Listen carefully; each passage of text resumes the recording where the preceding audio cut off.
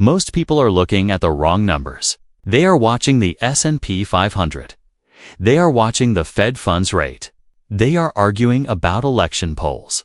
But while everyone was distracted, a single number flashed red on a trading screen in Tokyo, and it signaled the end of the financial world as we know it.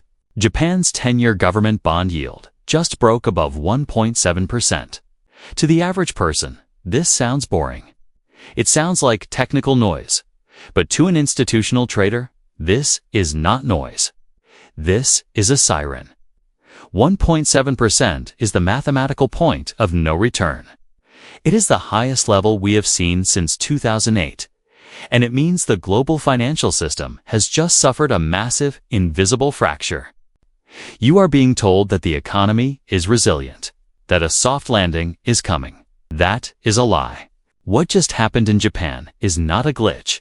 It is a liquidation event. The fuse has been lit, and the explosion is heading directly for the United States. Welcome to the Unwind. If you want to survive the next 24 months, you need to understand the mechanism. You need to see the map. Because while the mainstream media discusses inflation data, the smart money is quietly exiting the building. If you want the truth, you need to subscribe right now, because by the time this hits the headlines, it will be too late. Let's look at the math. For 30 years, Japan has been the invisible foredrip of the global economy. Since the 1990s, Japan kept its interest rates at zero, sometimes negative. This created the largest financial anomaly in history, the yen carry trade. It worked like this. Investors would borrow money in Japan for free. Then, they would take that free cash and invest it in the rest of the world. They bought US tech stocks. They bought Australian real estate. And most importantly, they bought trillions of dollars of US Treasury bonds. Japan was effectively subsidizing the American standard of living.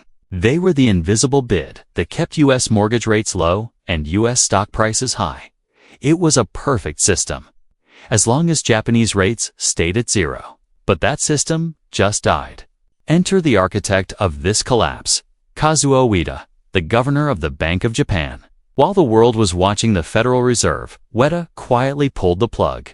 He allowed the 10-year yields to rip past 1.7%. Why does this matter? Because money flows where it is treated best. For 3 decades, money flowed out of Japan because yields were zero. Now, yields are rising, and the flow of money is about to reverse violently. We call this the Great Repatriation. This is not speculation. This is mechanics. Japanese institutions hold $3.3 trillion in overseas assets. Most of that is in U.S. debt. As rates rise in Tokyo, these Japanese pension funds and life insurers are facing a crisis. They are bleeding cash on their domestic bonds. To cover their losses, they have to sell assets. And what is the easiest asset to sell? U.S. Treasuries. This is the nightmare scenario the U.S. government has feared for 20 years. Japan is no longer buying America's debt. They are selling it. And they are selling it at the exact moment China is also dumping U.S. bonds. Think about the supply and demand. The U.S. government is running a $2 trillion deficit. They need to sell more debt than ever before. But the 2 biggest buyers in the world just left the market. This creates a liquidity air pocket. Even if the Federal Reserve cuts rates, long-term interest rates in America are going to rise. Why? Because there is no one left to buy the bonds. This is why mortgage rates aren't crashing. This is why credit card debt is becoming unpayable. The bond market is broken. Now, let's walk through the Doomsday Machine. This process happens in stages. We are currently transitioning from Stage 1 to Stage 2. Stage 1 was the setup. Japan announces a $110 billion stimulus package.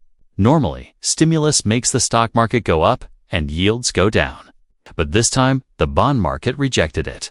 Yields spiked. This is called a sovereign debt rejection. The market is telling Japan, we do not want your paper anymore. Stage 2 is the trap. This is where we are right now. The carry trade begins to unwind. There is estimated to be $20 trillion of global leverage tied to the cheap yen. As the yen strengthens and rates rise, those loans get margin called. We saw a preview of this in August. The market dropped 10% in 3 days. That was a tremor. The earthquake is still coming. Stage 3 is the domestic crush. This hits you, the American middle class. As foreign nations stop buying U.S. debt, yields on the U.S. 10-year Treasury stay structurally high. Everything in your life is priced off the 10-year Treasury. Mortgage rates, auto loans, small business lines of credit. This is why the housing market is freezing. We are seeing 50-year mortgages appearing. Think about that. A 50-year mortgage. That is not a financial product. That is feudalism. That is indentured servitude. The average age of a first-time homebuyer has spiked to the 50s and 60s. The baby boomers are trapped. They cannot sell their homes because there are no buyers. They cannot pass down wealth because they need every cent to survive inflation. This is the retirement crisis. 2/3 of Americans are living paycheck to paycheck. The fear isn't dying. The fear is running out of money before you die. And this leads us to stage 4, the insolvency feedback loop. Small businesses are collapsing at the fastest rate since 2008. AI is projected to wipe out 10 to 20% of jobs in the next 5 years. And the government cannot save you this time, because the government is broke. Japan's debt is 263% of GDP. The US is catching up fast. When the next recession hits, they will try to print money. But because the bond market is broken, printing money will only spike inflation and yields simultaneously. This is the death spiral. So, where is the smart money going? Look east. There is a massive divergence happening right now. A split between the East and the West. In the West, young people are buying consumer goods on credit.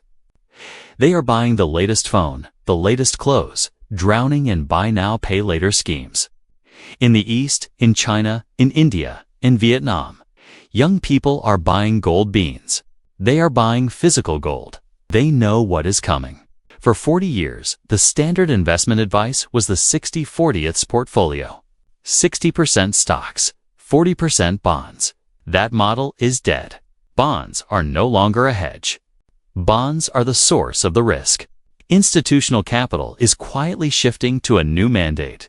60% equities, 20% cash, and 20% gold. Gold had one of its strongest years in history. And nobody in the mainstream media is talking about it's not because people like jewelry. It's because central banks are buying it. China is dumping dollars and buying gold. The BRICS nations are accumulating gold to back a new settlement system.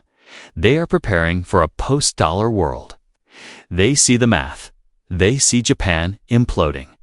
They see the U.S. deficit exploding. And they are exiting the system. This is a wealth transfer. It is a transfer from those who hold paper to those who hold real assets, from the unprepared to the informed. So, what is the timeline?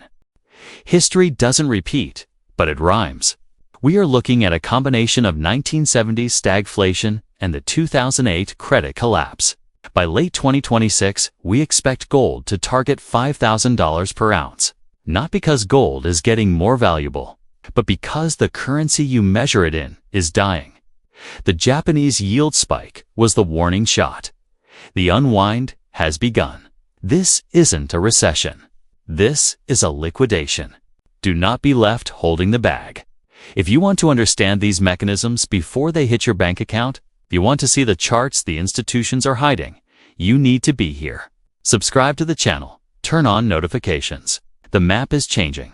We will help you navigate it. The era of easy money is over. The era of hard choices has begun. I'll see you in the next video.